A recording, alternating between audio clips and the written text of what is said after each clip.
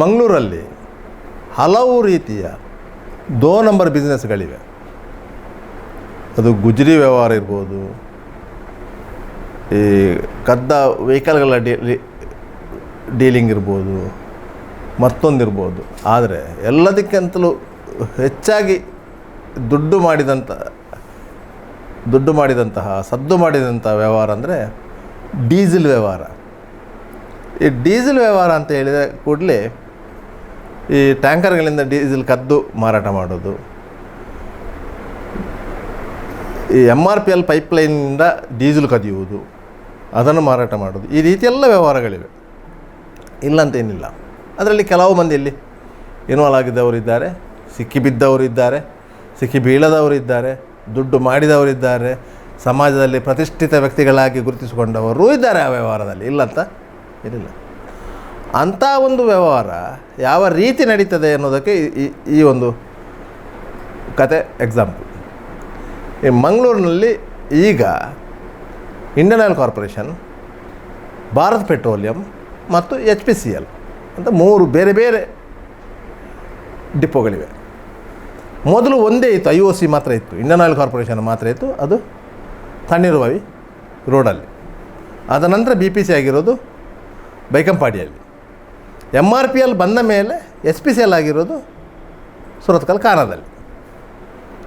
ಅದರಿಂದಾಗಿ ಈಗ ಅದೆಲ್ಲ ಮೂರು ಭಾಗ ಆಗಿದೆ. ಮೊದಲೆಲ್ಲ ಒಂದೇ ಇತ್ತು, IOC ಮಾತ್ರ, ಇಂಡಿಯನ್ ಆಯಿಲ್ ಕಾರ್ಪೊರೇಷನ್ ಮಾತ್ರ ಇತ್ತು.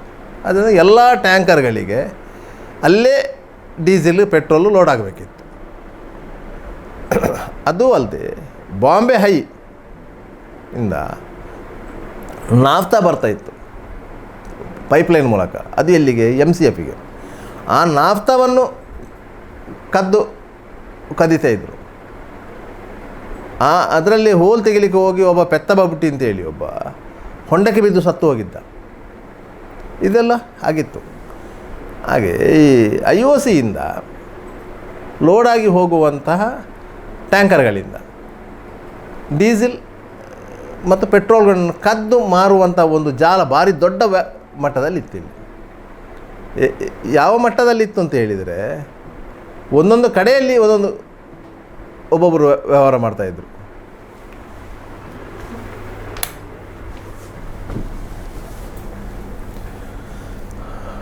IOC ಹತ್ರ ಒಬ್ಬರು ವ್ಯವಹಾರ ಮಾಡಿದರೆ, ಅಡ್ಯಾರ್ ಕಟ್ಟೆಯಲ್ಲಿ ಒಬ್ಬರು BL ಅಹಮದ್ ಅಂತ ವ್ಯವಹಾರ ಮಾಡ್ತಾಯಿದ್ರು. ಅದಕ್ಕಿಂತ ಮುಂದೆ ಸೂರ್ಯಕುಮಾರಲ್ಲಿ ಶುಕೂರ್ ಅಂತ ಒಬ್ಬ ವ್ಯವಹಾರ ಮಾಡ್ತಾಯಿದ್ದ. ಅದ ನಂತರ ಅಲ್ಲಿ ಸತ್ಯಕಾಲು ಅಂತೇಳಿ ಅಲ್ಲಿ ಒಬ್ಬರು ವ್ಯವಹಾರ ಮಾಡ್ತಾಯಿದ್ರು. ಹೀಗೆ ಆಚೆ ಶಿರಾಡಿ ಹತ್ರ ಒಬ್ಬರು ವ್ಯವಹಾರ ಮಾಡ್ತಾಯಿದ್ರು. ಈಗೆಲ್ಲ ವ್ಯವಹಾರಗಳು ಇತ್ತು. ಎಲ್ಲವೂ ಈ ಡೀಸೆಲ್ ಟ್ಯಾಂಕರ್ಗಳಿಂದ ಡೀಸೆಲ್ ಮತ್ತು ಪೆಟ್ರೋಲ್ ಕದ್ದು ಮಾರೋದು. ಆಗ ಸಮಸ್ಯೆ ಏನಾಗ್ತಿತ್ತು ಅಂತ ಹೇಳಿದರೆ, ಎಲ್ಲ ಕಡೆ ಪೆಟ್ರೋಲ್ ಬಂಕ್ಗಳಿರಲಿಲ್ಲ. ಪೆಟ್ರೋಲ್ ಬಂಕ್ಗಳು ಲಿಮಿಟೆಡ್ ಇತ್ತು. ಈ ಪೆಟ್ರೋಲಿಗೆ ಆಗ ಗ್ರಾಮಾಂತರ ಪ್ರದೇಶಗಳಲ್ಲಿ ಸ್ಕ್ಯಾರ್ಸಿಟಿ ಇತ್ತು, ಬೇಕಿತ್ತು. ಇಲ್ಲದೆ ಅವರು ರಿಕ್ಷಾದವರು ಪೆಟ್ರೋಲ್ ಹಾಕಲಿಕ್ಕೆ 4 ಮೈಲಿ ದೂರ ಬಂದು ಪೆಟ್ರೋಲ್ ಹಾಕ್ಕೊಂಡು ಹೋಗಬೇಕಿತ್ತು. ಆಗ ಅಲ್ಲಿಯೇ ಒಬ್ಬರು ಏನು ಮಾಡ್ತಾಯಿದ್ರು ಅಂದರೆ, ಈ ಟ್ಯಾಂಕರ್ಗಳಿಂದ ಪೆಟ್ರೋಲ್ ಇಳಿಸಿ ಅದನ್ನು ಅಲ್ಲಿ ಲೋಕಲ್ ರಿಕ್ಷಾದವರಿಗೆ ಮಾರ್ತಾ ಇದ್ದರು. ಇವರಿಗೊಂದು 10 ರೂಪಾಯಿ ಕೊಟ್ಟರೆ ಅವರಿಗೊಂದು 10 ರೂಪಾಯಿ, ಹೀಗೆ ಅದು ಈ ರಿಕ್ಷಾ ಡ್ರೈವರ್ಗಳಿಗೂ ಲಾಭ ಆಗ್ತಾಯಿತ್ತು. ಅಲ್ಲಿ 3 ಪಾರಲ್ಲಿ ಹೋಗ್ತಾಯಿತ್ತು. ಆಗ ಏನಾಯಿತು ಅಂತ ಹೇಳಿದರೆ, ಇಲ್ಲಿಂದ ಈ KSRTC ಡಿಪೋಗಳಿಗೆ ಪೆಟ್ರೋಲು ಹೋಗ್ತಾಯಿತ್ತು. KSRTC ಡಿಪೋ ಎಲ್ಲ ಸರ್ಕಾರಿ ಲೆಕ್ಕದ್ದು. KSRTC ಡಿಪೋಗಳಿಗೆ ಅಂತಂದರೆ ಒಂದು ಟ್ಯಾಂಕರ್ ಅಂತ ಹೇಳಿದರೆ 12,000 ಲೀಟ್ರ್ ಪೆಟ್ರೋಲ್ ಹೋಗೋದು. ಹಾಗೆ ಇಲ್ಲಿಂದ ಚಿಕ್ಕಮಗಳೂರಿಗೆ ಡೀಸೆಲ್ ಹೋಗ್ತಾಯಿತ್ತು. ಆ ಡೀಸೆಲನ್ನೇ ಕದ್ದು ಮಾರುವಂಥ ಒಂದು ಜಾಲ ಇತ್ತು. ಆ ಜಾಲ ಹೇಗೆ ಆಪರೇಟ್ ಮಾಡ್ತಾಯಿತ್ತು ಅಂತ ಹೇಳಿದರೆ, IOCಯಿಂದ ಡೀಸೆಲ್ ಲೋಡ್ ಮಾಡಿಕೊಂಡು ಹೋದ ಟ್ಯಾಂಕರ್ ನೇರ ಕೊಟ್ಟಾರ ಚೌಕಿಗೆ ಹೋಗಿ ನಿಲ್ಲೋದು. ಅಲ್ಲಿ ಡ್ರೈವರಿಗೆ 3,000, ಕ್ಲೀನರ್ ಯಾರಿದ್ದಾರೆ ಅವನಿಗೆ 2,000 ಕೊಡೋದು.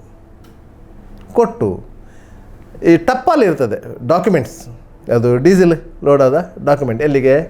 KSRTC ಡಿಪೋ ಚಿಕ್ಕಮಗಳೂರಿಗೆ. ಆ ಡಾಕ್ಯುಮೆಂಟನ್ನು ತಗೊಂಡು ಕಾರಲ್ಲಿ ಉಜಿರೆಗೆ ಹೋಗೋದು. ಈ ಡೀಸೆಲ್ ಲೋಡಿದ್ದ ಟ್ಯಾಂಕರನ್ನು ಕೊಂಡೋಗಿ ಎಲ್ಲಾದು ಪೆಟ್ರೋಲ್ ಬಂಕ್ಗಳಿಗೆ 12,000 ಲೀಟರ್ ಡೀಸೆಲನ್ನು ಮಾರೋದು.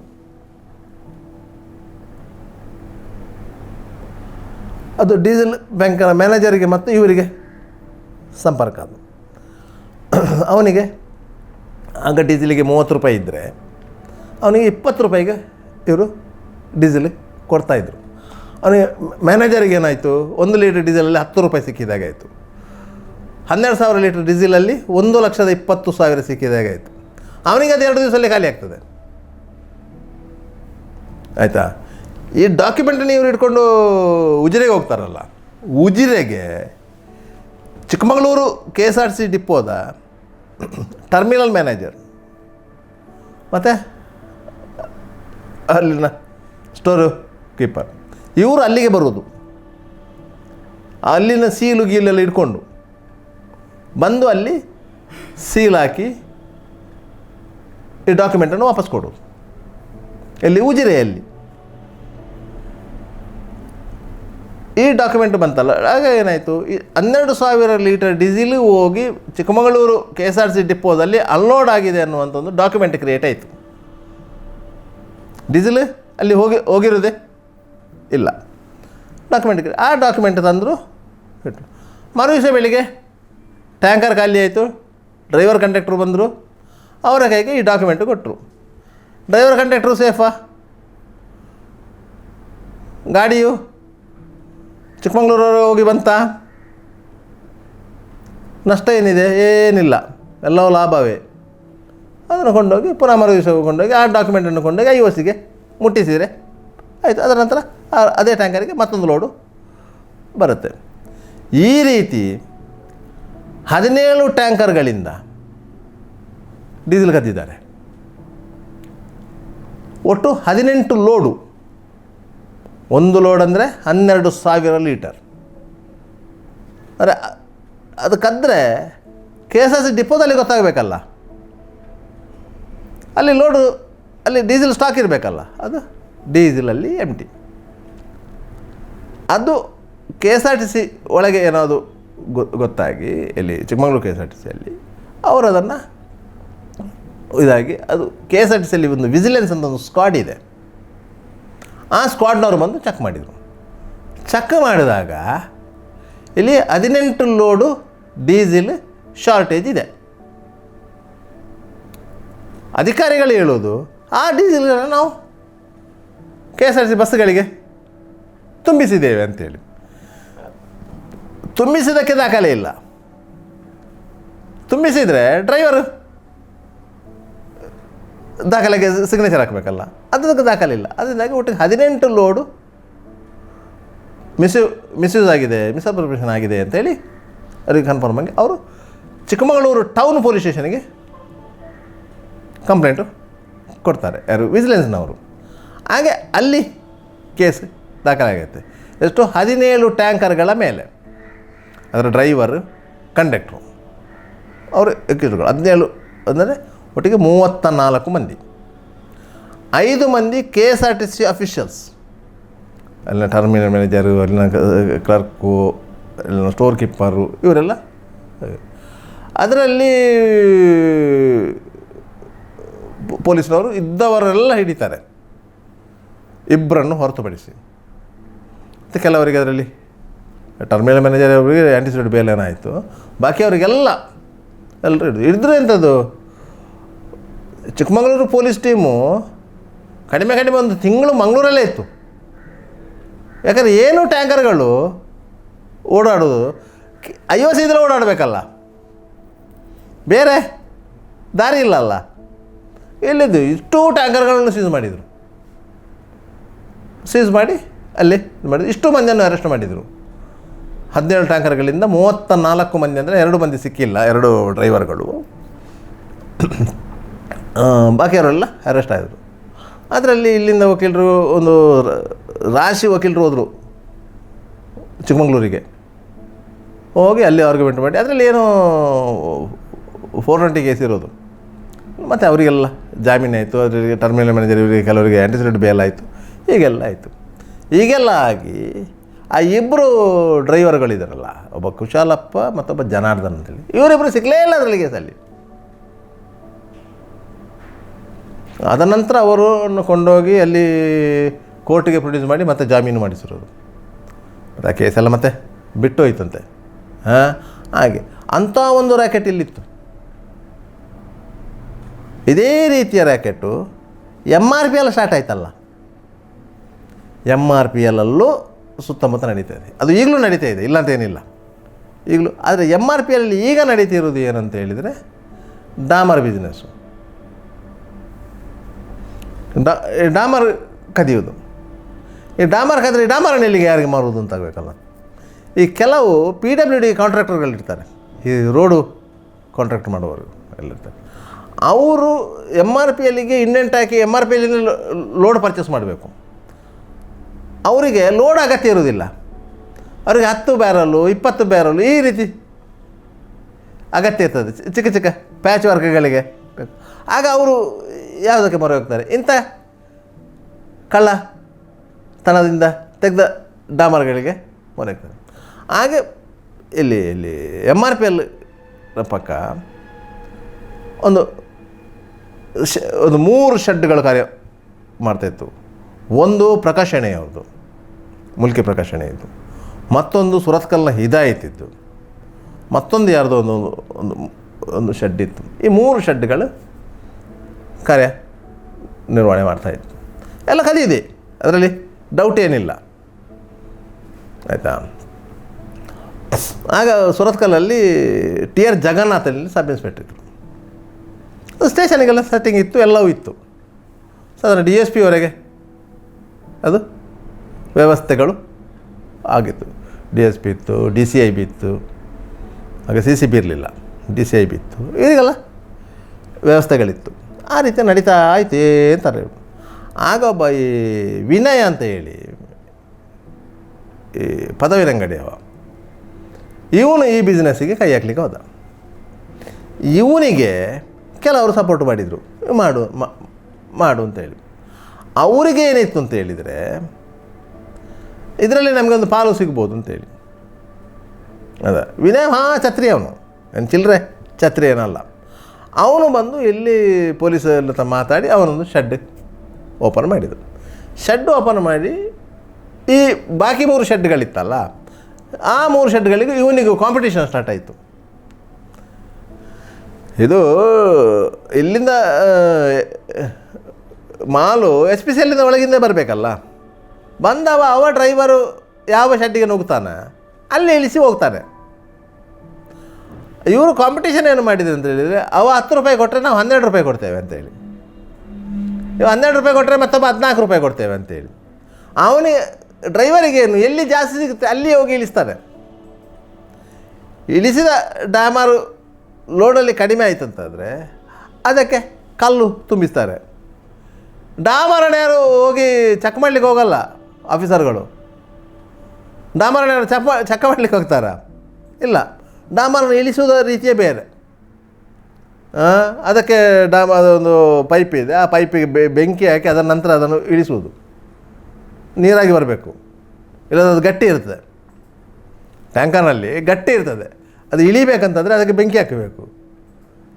ಅದಕ್ಕೆ ಕಟ್ಟಿಗೆಲ್ಲ ಇಡಲಿಕ್ಕೆ ಜಾಗ ಇದೆ ಅಲ್ಲಿ ಟ್ಯಾಂಕರಲ್ಲಿ ಅಂತ ಒಂದು ಸಿಸ್ಟಮ್ ಇದೆ ಅದರಲ್ಲಿ. ಆ ರೀತಿ ಈ ವಿನಯ ಬಂದು ಇದು ಕಾಂಪಿಟೇಷನ್ ಸ್ಟಾರ್ಟ್ ಮಾಡಿದಲ್ಲ, ಆಗ ಈ ವಿನಯನೊಟ್ಟಿಗೆ ಸೇರಿಕೊಂಡಿದ್ರಲ್ಲ ಲಾಭ ಬರುತ್ತೆ ಅಂತೇಳಿ, ಅವರಿಗೆ ಇವ ಲಾಭ ಕೊಡಲಿಲ್ಲ. ಯಾರು? ವಿನಯ ಕೊಡಲಿಲ್ಲ ಅಂತಾಗ ಅವರು ಏನು ಮಾಡಿದರು, ಈ ವಿಚಾರವನ್ನು ಆಗಿನ IG ಸತ್ಯನಾರಾಯಣ ರಾವ್ ಅವರಿಗೆ ತಿಳಿಸಿದರು. ಹೀಗೀಗೆ ವ್ಯವಸ್ಥೆ ಆಗ್ತಾಯಿದೆ, ಹೀಗೀಗೆ ಆಗಿದೆ. ಆಗ ದಯಾನಂದ್ ಇಲ್ಲಿ SP ಸತ್ಯನಾರಾಯಣ ರಾವ್ಗೆ ತಿಳಿಸಿದರು. ಸತ್ಯನಾರಾಯಣ ರಾವ್ ಏನು ಮಾಡಿದರು ಅಂತ ಹೇಳಿದರೆ, ನಾರ್ತ್ ಗಂಡ್ರ ಇನ್ಸ್ಪೆಕ್ಟರ್ಗಳನ್ನ ತರಿಸಿದರು. ನಾರ್ತ್ ಗಂಡ್ರ, ಸೌತ್ ಗಂಡ್ರ, ಇದು ವೆಸ್ಟರ್ನ್ ರೇಂಜಿ ಹೀಗೆ ಸೇರಿದ. ಯಾಕಂದರೆ ಇವರೇ ಅಲ್ಲಿಗೂ IGP. ಈ ಸತ್ಯನಾರಾಯಣ ರಾವ್ ಯಾರು ಗೊತ್ತಾ? ಪರಪ್ಪನ ಅಗ್ರಹಾರದಲ್ಲಿ ತಮಿಳ್ನಾಡಿನ ಶಶಿಕಲಾ ಇದ್ರಲ್ಲ, ಜಯಲಲಿತಲ್ಲ ಆಪ್ತೆ, ಅವಳಿಗೆ ಎಲ್ಲ ರೀತಿಯ ಫೆಸಿಲಿಟಿ ಮಾಡಿಕೊಡ್ಲಿಕ್ಕೆ ಅಂತೇಳಿ 2 ಕೋಟಿ ರೂಪಾಯಿ ತಗೊಂಡು ಎಲಿಗೇಷನ್ ಆದವರು. ಆಗಿನ ಕಾರಾಗೃಹ ಇಲಾಖೆ DIG ಡಿ ರೂಪ ಅವರು ಎಲಿಗೇಷನ್ ಮಾಡಿರೋದು ಇದೇ ಸತ್ಯನಾರಾಯಣ ರಾವ್ ಮೇಲೆ. ಅವರು 2 ಕೋಟಿ ರೂಪಾಯಿ ತಗೊಂಡು ಶಶಿಕಲೆಗೆ separate room, bed, AC, fan, ಊಟ ಇದಕ್ಕೆಲ್ಲ ವ್ಯವಸ್ಥೆ ಮಾಡಿದ್ದಾರೆ. ಅದಕ್ಕೆ ಇವರು 2 ಕೋಟಿ ತಗೊಂಡಿದ್ದಾರೆ ಅಂಥೇಳಿ ಎಲಿಗೇಷನ್ ಮಾಡಿದ್ದು ಇದೇ ಸತ್ಯನಾರಾಯಣ ರಾವ್ ಮೇಲೆ. ಇದೇ ಸತ್ಯನಾರಾಯಣ ರಾವ್ ಇಲ್ಲಿ IG ಆಗಿದ್ದಾಗ ಅವರಿಗೆ ಈ ವಿಚಾರದಲ್ಲಿ ಎಲಿಗೇಷನ್ ಆಗಿ ಅವರು ನಾರ್ತ್ ಕೇಂದ್ರದ ಇನ್ಸ್ಪೆಕ್ಟರ್ಗಳನ್ನು ಎಲ್ಲ ತರಿಸಿ ಇಲ್ಲಿ ರೈಡ್ ಮಾಡಿಸಿದರು. ರೈಡ್ ಮಾಡಿಸಿದಾಗ ಆ ಇಡೀ ಟೀಮಲ್ಲಿ ಎಲ್ಲ ಇದ್ದದ್ದು ನಾರ್ತ್ ಕೇಂದ್ರ ಇನ್ಸ್ಪೆಕ್ಟರ್ಗಳಾದರೆ ಒಬ್ಬರು ಮಾತ್ರ ಉಡುಪಿ ಡಿಸ್ಟಿಕ್ಗೆ ಸೇರಿದ, ಅದು ಸಂಜೀವ್ ನಾಯ್ಕ್. ಸಂಜೀವ್ ನಾಯ್ಕ್ ಇಲ್ಲಿ ಎಲ್ಲ ಸರ್ವಿಸ್ ಮಾಡಿದವರು, ಅದರಿಂದ ಇಲ್ಲಿ ಎಲ್ಲ ಅವರ ಗಮನದಲ್ಲಿ ಇತ್ತು. ಈ ಸಂಜೀವ್ ನಾಯ್ಕನ್ನು ಯಾಕಂದರೆ ಇಲ್ಲಿ ಜಾಗ ಎಲ್ಲ ಐಡೆಂಟಿಫೈ ಮಾಡಿದ್ದೆ ಸಂಜೀವ್ ನಾಯ್ಕ್. ಎಲ್ಲೆಲ್ಲಿ ಇಂಥ ಒಂದು ಶೆಡ್ಗಳು ಇವೆ, ಎಲ್ಲೆಲ್ಲಿ ರೈಡ್ ಮಾಡಬೇಕು ಅಂತೇಳಿ. ಹಾಗೆ ಅವರು ಬಂದು ಇಲ್ಲೆಲ್ಲ ರೈಡ್ ಮಾಡಿದರು. ಇಲ್ಲಿ MRPL ಅದರ ಸುತ್ತಮುತ್ತ 3 ಶೆಡ್ಗಳಿತ್ತು, ಎಲ್ಲರನ್ನೂ ಅರೆಸ್ಟ್ ಮಾಡಿದರು. ಈ ಪ್ರಕಾಶ್ ಶೆಣೈ ಅವರನ್ನು ಇಲ್ಲಿ ಅವರ ಮನೆಯಿಂದ ಹೋಗಿ ಕರ್ಕೊಂಡು ಬಂದರು. ದೊಡ್ಡ ಇಶ್ಯೂ ಆಯ್ತು ಅದು, ಏನು ಆಗಿಲ್ಲ ಅಂತ ಏನಿಲ್ಲ. ಅವ್ರನ್ನು ಕರ್ಕೊಂಡು ಬಂದರು, ಇವರನ್ನು ಅರೆಸ್ಟ್ ಮಾಡಿದರು. ವಿನಯ್ ಒಬ್ಬ ತಪ್ಪಿಸಿಕೊಂಡ. ಇದಕ್ಕೆಲ್ಲ ಈ ಗಲಾಟೆಗೆಲ್ಲ ಮೂಲ ಕಾರಣ ಆದ ವಿನಯ ಅವ ಸಿಗಲೇ ಇಲ್ಲ. ಅವನೇನು ಮಾಡಿದ್ದಾನೆ, ಈ ಪೊಲೀಸರು ಇಲ್ಲಿಗೆ ರೈಡ್ ಮಾಡಿದ ಹೊತ್ತಿಗೆ ಅವಾಗ ಅಲ್ಲಿ ಕೃಷ್ಣಾಪುರದ ಹತ್ರ ಯಾವುದೋ ಒಂದು ಬಾರಲ್ಲಿ ಕುಡಿತಾ ಕೂತಿದ್ದ. ಇಲ್ಲಿ ಪೊಲೀಸರು ರೈಡ್ ಮಾಡಿದ್ರು ಅಂತೇಳಿ ಅವ ಅಲ್ಲಿಂದಲೇ ಓಡಿದ. ಅದು ಅವನ ಮೇಲೆ ಕೇಸ್ ಆಯಿತು. ಅದರ ನಂತರ ಅವನು ಕೋರ್ಟಿಗೆ ಸರೆಂಡರ್ ಆದ. ಇದರಲ್ಲಿ ಏನಾಯಿತು ಅಂತ ಹೇಳಿದರೆ, ಈ ಸತ್ಯನಾರಾಯಣ ರಾವ್ ಅವರಿಗೆ ಹೇಳಿಕೊಟ್ಟವರು ಇದೇ ದಂಧೆಯಲ್ಲಿ ಇದ್ದವರೇ ಹೇಳಿಕೊಟ್ಟಿರೋದು. ಸತ್ಯನಾರಾಯಣ ರಾವ್ SP ಗೆ ಹೇಳಿ ಅದನ್ನು ಮಾಡಿಸ್ಬೋದಿತ್ತು. ಯಾಕೆ SP ಅವರ ಗಮನಕ್ಕೆ ಅಂಥದ್ದೆಲ್ಲ ಬರೋದಿಲ್ಲ. ಇದು ಸಣ್ಣ ಪುಟ್ಟ ವ್ಯವಹಾರಗಳು ನಡೀತಾ ಇದ್ದರೆ ಅದು ಎಲ್ಲ ಪೊಲೀಸ್ ಸ್ಟೇಷನ್ ವ್ಯಾಪ್ತಿಯಲ್ಲೂ ಇಂಥ ಒಂದು ವ್ಯವಹಾರಗಳು ನಡೀತದೆ. ಸಾಧಾರಣವಾಗಿ SP ಅವರು ಗಮನ ಹರಿಸುವುದೇನು ಲಾ ಆ್ಯಂಡ್ ಆರ್ಡರ್ ಪ್ರಾಬ್ಲಮ್ನ ಬಗ್ಗೆ ಮಾತ್ರ. ಇಂಥ ಅದನ್ನು ಆಯಾ ಇಲಾಖೆಗಳು ಮಾಡಬೇಕು. ಆ್ಯಕ್ಚುಲಿ ಇದು ಡಾಮರ್ ವ್ಯವಹಾರ ಆಗಿರಲಿ, ಈ ಡೀಸೆಲ್ ಪೆಟ್ರೋಲು ವ್ಯವಹಾರ ಆಗಿರಲಿ, ಅದಕ್ಕೆಲ್ಲ ಫುಡ್ ಆ್ಯಂಡ್ ಸಿವಿಲ್ ಸಪ್ಲೈಸ್ ಇವರು ಸಂಬಂಧ ಪಡ್ತಾರೆ. ಪೊಲೀಸರು ಸಂಬಂಧ ಪಡೋದಿಲ್ಲ. ಆದರೆ ಪೊಲೀಸರಿಗೆ ಎಲ್ಲ ಇದಕ್ಕೆ ಕೈ ಹಾಕುವಂಥ ಅಧಿಕಾರ ಇದೆ. ಯಾಕಂದರೆ FIR ಮಾಡೋ ಪವರ್ ಇರೋದು ಅವರಿಗೆ. FIR ಮಾಡೋ ಪವರ್ ಇರೋದು ಅವರಿಗೆ. ಆದರೆ ಅದಕ್ಕೆ ಅಂತ ಹೇಳಿ ಅವರು ಕೈ ಹಾಕ್ಲಿಕ್ಕೆ ಹೋದರೆ ಅದು ಮತ್ತೊಂದು ಎಲಿಗೇಷನ್ ಆಗಿದೆ. ಇನ್ನೊಂದು ಇಲಾಖೆಯ ಮೇಲೆ ಸವಾರಿ ಮಾಡಿದ್ರು ಅಂತ ಆಗ್ತದೆ. ಅದಕ್ಕೆ ಅವರು ಮಾಡ್ತಾಯಿಲ್ಲ. ಆದರೆ ಈ ರೀತಿಯ ಇದು ಆಯಿತು. ಅದೇ ರೀತಿ ಈ ಕದ್ರಿ ಪೊಲೀಸ್ ಸ್ಟೇಷನ್ ನಿಮಿಷದಲ್ಲಿ ಒಮ್ಮೆ ಈ ಕುಂಟಿಗಾನದ KSRC ಡಿಪ್ಪೋಕ್ಕೆ ಡೀಸೆಲ್ ತಂದ ಒಂದು ಟ್ಯಾಂಕರನ್ನು ಆಗಿನ CCB ಇನ್ಸ್ಪೆಕ್ಟ್ರು ವೆಂಕಟೇಶ್ ಪ್ರಸನ್ನ ಹಿಡಿದರು. ಅದನ್ನು ಚೆಕ್ ಮಾಡಿದಾಗ ಅದರೊಂದು ಕಳ್ಳ ಟ್ಯಾಂಕರ್ ಇತ್ತು. ಟ್ಯಾಂಕರ್ನ ಒಳಗೆ ಒಂದು ಟ್ಯಾಂಕು. ಇದೇನಂತ ಹೇಳಿದರೆ,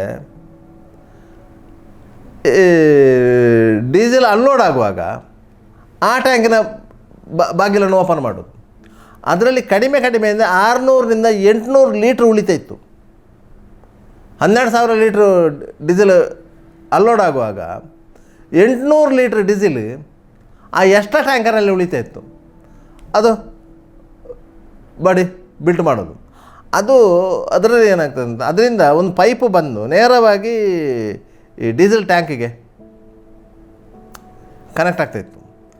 ಅದು ಆ ಟ್ಯಾಂಕರ್ ಒಂದು ಒಮ್ಮೆ ಅಂಥದ್ದು ತುಂಬ ಟ್ಯಾಂಕರ್ಗಳ ಸಿಸ್ಟಮ್ಗಳನ್ನು ಎಲ್ಲ ಟ್ಯಾಂಕರ್ನ ಓನರ್ಗಳು ಮಾಡಿದರು. ಎಲ್ಲ ಟ್ಯಾಂಕರ್ನ ಓನರ್ಗಳು ಮಾಡಿದರು, ಏನು ಮಾಡಲಿಲ್ಲ ಅಂತ ತುಂಬ ಟ್ಯಾಂಕರ್ಗಳಲ್ಲಿತ್ತು. ಇಲ್ಲಿ ಬೈಕಂಪಾಡಿಯ ಒಂದು ಕಂಪನಿಯಲ್ಲಿ ಅದನ್ನು ವೆಲ್ಡ್ ಮಾಡಿ ಎಲ್ಲ ಸಿಸ್ಟಮ್ ಇನ್ಸ್ಟಾಲ್ ಮಾಡಿ ಮಾಡ್ತಾಯಿದ್ರು, ಆಯಿತಾ. ಅದು ಇಲ್ಲಿ ಗೋಣಿಕೊಪ್ಪಕ್ಕೆ ಇಲ್ಲಿಗೆ ಒಂದು ಪೆಟ್ರೋಲ್ ಬಂಕಿಗೆ ಲೋಡ್ ಹೋದಾಗ ಅಲ್ಲಿ ಅದು ಓವರ್ಫ್ಲೋ ಆಗಿ ಅದು ಗೊತ್ತಾಗಿ ಎಲ್ಲ ಪೊಲೀಸರು ಬಂದು ಮತ್ತು ಎಲ್ಲ ಪೊಲೀಸರಿಗೆ ಒಂದು 5 ಲಕ್ಷ ರೂಪಾಯಿ ಹಣ ಕೊಟ್ಟು ಅದರ ಮುಚ್ಚಿ ಹಾಕಿದ್ದು. ಆ ಇನ್ಫಾರ್ಮೇಷನ್ ಇಲ್ಲಿನ CCB ಅವರಿಗೆ ಗೊತ್ತಾಗಿ ಇಲ್ಲಿನ CCB ಅವರು ಕುಂಟಿಗಾನದ KSRTC ಡಿಪೋಗೆ ಲೋಡ್ ಬಂದ ಟ್ಯಾಂಕರನ್ನು ಹಿಡಿದು ಹಿಡಿದಿರೋದು. ಅದರಲ್ಲಿ 3 ಟ್ಯಾಂಕರ್ಗಳನ್ನು ಸೀಸ್ ಮಾಡಿದರು ಅವರು. ಒಂದು 8 ಮಂದಿ ಆರೋಪಿಗಳನ್ನು ಅರೆಸ್ಟ್ ಮಾಡಿದರು.